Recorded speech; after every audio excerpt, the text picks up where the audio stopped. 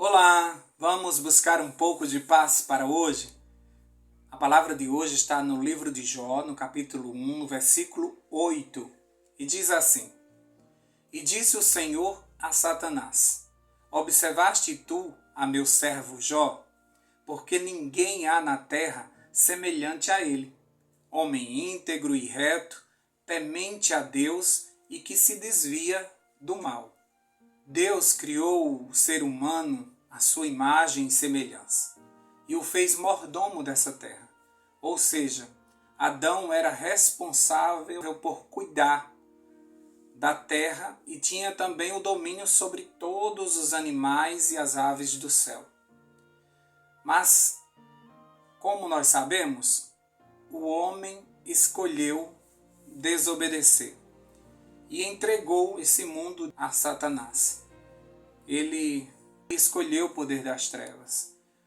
Por isso que nesse livro de Jó, nesse capítulo que nós lemos, conseguimos ver o atrevimento de Satanás ao entrar numa reunião que Deus estava fazendo com os seus anjos, ou seja, com os seus filhos. E o inimigo aparece lá e Deus pergunta: de onde você vem? E a resposta dele demonstra que ele se sentia o dono da terra. Ele disse que estava passeando por ela, ou seja, pelo seu reino. Ele estava ali como representante da terra nesta reunião. No passado era assim que se conquistavam as terras. As primeiras terras no mundo foram conquistadas assim. Onde a planta do nosso pé pisasse, era nossa. Era assim que se conquistavam as terras, como foi feito com Abraão, com Josué. Isso está registrado lá em Deuteronômio capítulo 11, 24 e Josué 1, 3, onde Deus diz que onde puseres a planta do teu pé, ali será tua. E por isso que Satanás diz que estava passeando por toda a terra, ou seja, ele tinha o domínio de tudo. Por isso ele se vangloriava de ter recebido do ser humano a terra. E estava passeando por todo o seu domínio. Legalmente, ele recebeu de Adão realmente, quando ele desobedece a Deus. Mas moralmente ele não merecia estar ali, naquele lugar. Ele era um intruso. Ninguém o convidou para estar ali, até porque a terra toda não tinha cedido ainda para ele. Por isso que Deus lhe faz a pergunta que está no versículo de hoje. Tu viste o meu servo Jó? Ou seja, Deus estava dizendo a ele: esse não é teu. Então não adianta você se gloriar dizendo que a terra toda é sua, porque ainda tem um que se desvia do mal, que não quer nenhuma sociedade com você.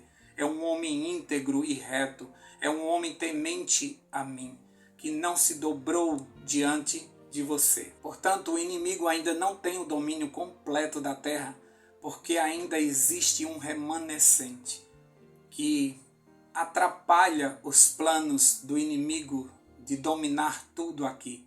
Por isso que ele tem tanto ódio e por isso que ele canaliza toda a sua fúria contra os fiéis de Deus, contra o povo fiel de Deus.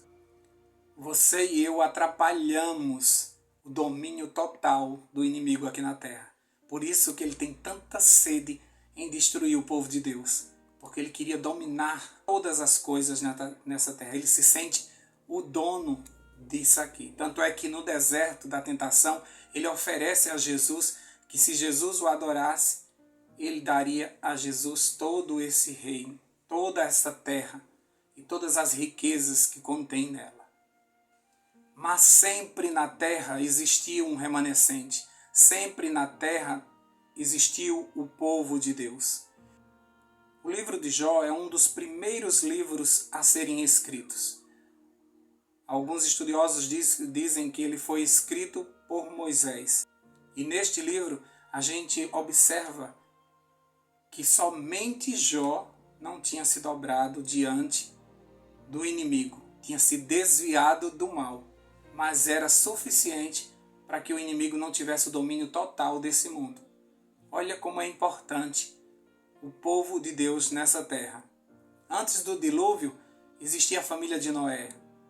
Em Sodoma e Gomorra, existia a família de Ló, que era a família de Abraão. No maior período de idolatria do povo de Israel, o profeta Elias achava que estava sozinho ali, contra tudo aquilo ali. Até mesmo o rei Acabe e sua esposa Jezabel tinham certeza que se destruíssem Elias, não existiria mais nenhum outro adorador do Deus vivo, de tão corrompido que estava o povo de Israel adorando a Baal. No entanto, Deus revela a Elias que ele tinha um povo separado. Não era somente Elias. Lá em Romanos, capítulo 11, versículo 12 a 5, diz assim: Deus não rejeitou o seu povo, a quem de antemão conheceu. Ou vocês não sabem o que a Escritura diz a respeito de Elias, como pediu por insistência diante de Deus contra Israel, dizendo: Senhor, mataram os teus profetas, derrubaram os teus altares, sou o único que sobrou, e procuraram tirar-me a vida. Mas qual foi a resposta divina? Foi esta: reservei para mim 7.000 homens que não se dobraram de joelhos diante de Baal. Assim também nos dias de hoje sobrevive um remanescente, segundo a eleição da graça. Ainda hoje o mundo não foi rejeitado. Naquela época, Elias pediu a Deus que acabasse com Israel, porque ninguém queria adorar ao Senhor, somente ele. Aí Deus disse: que conversa é essa? Eu tenho 7.000 que não se dobraram. Existe uma igreja invisível, você pode não perceber, mas existe um povo que não se dobra diante de deuses, um povo que se desvia do mal, um povo que sustenta esse mundo através das suas orações, um povo que nos apresenta diante de Deus o tempo todo. Ainda hoje, o mundo não foi rejeitado por Deus, pois existe uma igreja invisível de fiéis como Jó, que se desvia do mal, que não se dobram diante de deuses, que sustenta a graça com os joelhos dobrados, clamando em favor deste mundo diante de Deus. A tua família não é do inimigo, porque você continua íntegro e reto, impedindo a fúria do inimigo e trazendo para a sua família a misericórdia do Senhor.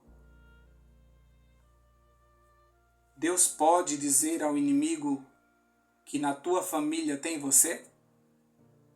Ele pode dizer: viste o meu servo, viste minha serva. Então você não pode destruir aquela família, porque ele está lá intercedendo por eles. Ele está lá se desviando do mal, então aquela família não é sua. Aquela família é minha, porque aquela pessoa, ela me apresenta a sua família, ela consagra a sua família diante de mim todos os dias. Será que Deus pode dizer isso de nós? Será que Deus pode chamar a atenção do inimigo dizendo: Rogério ainda está ali e ele não se dobra diante de você e ele se desvia do mal? Será que Deus pode falar isso de mim? Será que Deus pode falar isso de você? Nós somos a causa desse mundo não ser destruído. Até para Deus destruir esse mundo por conta do pecado que está de uma forma absurda, Ele precisa antes tirar os fiéis da terra. Porque, como Ele mesmo jurou a Abraão, Ele disse: se tiverem 10 justos, eu não destruirei por amor a esses 10. Gênesis 18, 32. Onde tiver povo de Deus, aquele lugar é preservado pela presença do Senhor. Tem empresas que ainda não faliram, porque tem trabalhadores que são filhos do Deus Altíssimo. Tem famílias que ainda não se desmancharam, porque tem filhos de Deus naquele lugar. Tem igrejas que ainda não fecharam as portas, porque tem servos do Altíssimo ali dentro. Onde você for, tenha filhos de Deus que fazem com que aquele ambiente não seja destruído. Tem intercessores que você nem conhece, que estão orando para que você esteja de pé. Tem pessoas que fazem parte de uma igreja invisível, que não se dobram diante do inimigo e que estão buscando a misericórdia do Senhor. Tem pessoas que estão orando pelos governantes, tem pessoas que estão orando pelas nações, tem pessoas que estão orando por suas cidades, por seus bairros, e por isso Deus usa de misericórdia. Lembra de Moisés? Quando Deus falava que ia destruir o povo, Moisés começava a orar, chamava Arão e sua irmã para orarem, intercediam pelo povo, pediam a Deus misericórdia, e o Senhor aplacava a sua ira e usava de misericórdia mais uma vez com o povo. Da mesma forma, hoje esse mundo não é destruído, porque ainda existem pessoas justas que em oração têm buscado a paz desse mundo e têm pregado o Evangelho, salvando muitas pessoas para o reino de Deus. Voltando para o versículo de hoje, nessa reunião em que o inimigo entrou de intruso naquele lugar, Deus disse que naquele momento só existia Jó. Olha só, uma pessoa. Deus não precisa de muitas pessoas. Ele precisa de um que permita que ele o use. Muitas e muitas vezes Deus levantou um juiz, Deus levantou um rei e foi suficiente. Deus levantou um profeta e foi suficiente para que toda aquela situação fosse resolvida. Deus precisa de pelo menos um que não se dobre diante do inimigo. Somente por esse, o mundo não ficaria nas mãos de Satanás. Somente por causa de Jó, o mundo não ficaria nas mãos de Satanás. Deus enviaria seu filho porque uma pessoa estava clamando, porque uma pessoa tinha se desviado do mal, porque uma pessoa estava pedindo ajuda. E por causa desta pessoa, Deus viria. E Deus tomaria, arrancaria das mãos do inimigo e tomaria para si novamente aquilo que ele criou, e ele tem toda a autoridade sobre ela. Por isso que era necessário que Jesus viesse e pagasse o preço, porque nós entregamos o mundo nas mãos do inimigo e agora Jesus precisava vir pagar o preço, morrer no nosso lugar para receber de volta a terra e todos os seus habitantes, para que nós tivéssemos acesso novamente ao céu. Então não tenha medo de ser apenas você na sua família. Enquanto você estiver lá, será suficiente para repreender o mal. É certo que sentiremos o peso da fúria do inimigo, mas também nós receberemos o apoio de milhares de anjos que nos sustentarão, e mais o Espírito Santo que nos dará a força para vencer. E assim como Jesus venceu, nós também venceremos. Então, não fique desesperado. Só tem eu aqui na minha casa, é muito ruim. É ruim, mas é suficiente. Você foi levantado como luz nesse lugar. E através da sua intercessão e através da sua pregação, muitos na sua família conhecerão a verdade e serão libertos das garras do inimigo. Continue, mesmo que seja só você na faculdade. Continue, mesmo que seja só você no seu trabalho.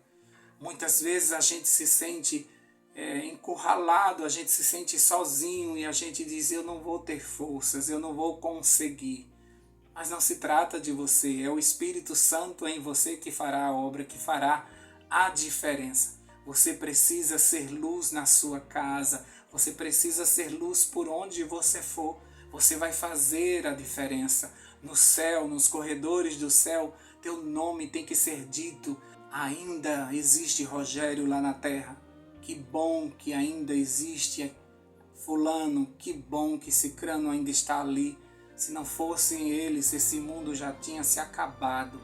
Se não fosse o remanescente, um povo que permanece fiel nos caminhos do Senhor, esse mundo já teria sido destruído por si só, através do pecado que está crescendo e destruindo muitas vidas. Nós podemos fazer a diferença. Somos um pequeno povo, mas temos um Deus poderoso que faz proezas através de nós. Continue nesse caminho, continue servindo ao Senhor e certamente um dia todos reconhecerão que se não fosse você, aquela família teria sido destruída. Mas graças à tua fidelidade, Deus te honrará. Deus te dará essa família como um prêmio de teu esforço. Assim como Jó, que se sacrificou por seus filhos, que todos os dias acordava de madrugada, com medo, pensando, talvez os meus filhos tenham pecado. E ele insistentemente, todas as madrugadas, apresentou os seus filhos. E quando seus filhos morrem, ele não se desespera, porque seus filhos estavam todos consagrados ao Senhor. E por isso ele permanece, e ele diz, Deus me deu, Deus tomou, bendito seja o nome do Senhor. E ele continua em oração, ele continua intercedendo, e ele intercede até por esses amigos inimigos. E quando ele começa a orar por esses amigos que tanto maltrataram ele, Deus o abençoa novamente, restabelece sua família e a riqueza que ele tinha antes.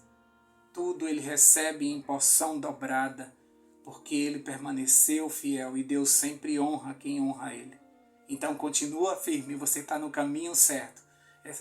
Mesmo que doa, mesmo que seja difícil, mas Deus é contigo e vai te dar força para que você permaneça de pé.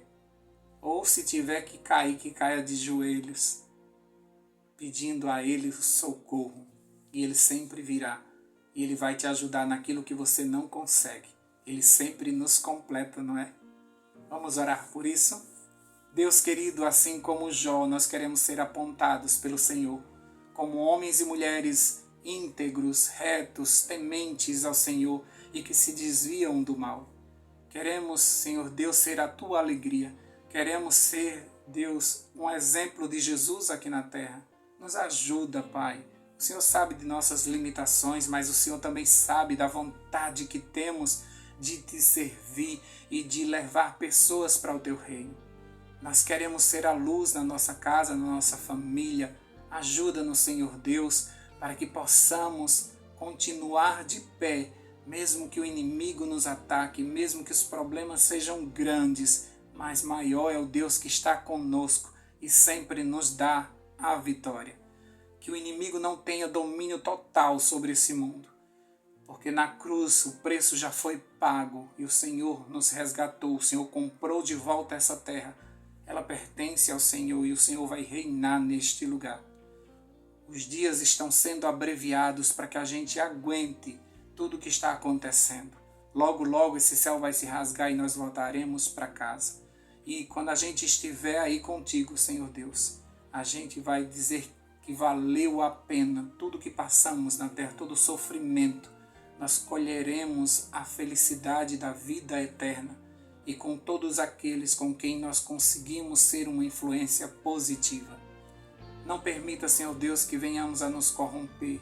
Não permita que a gente siga a manada, que a gente vá atrás de todo mundo, que a gente faça o que todo mundo faz. Nós não queremos fazer isso. Nós queremos andar na contramão da vida, seguindo Jesus, seguindo os passos de Jesus. Ajuda-nos porque somos fracos, mas com o Senhor nós somos fortalecidos. Dá-nos a tua paz, nós não sabemos o que vai acontecer nesse dia, mas uma coisa nós temos por certo, o Senhor estará conosco. E se o Senhor estiver conosco, nós aguentaremos passar por qualquer provação. E tudo vai cooperar para o nosso bem. E tudo no final vira testemunho para a tua honra e tua glória. Dá-nos a tua paz, fica conosco, em nome de Jesus. Amém. Paz para hoje é o que eu desejo para você.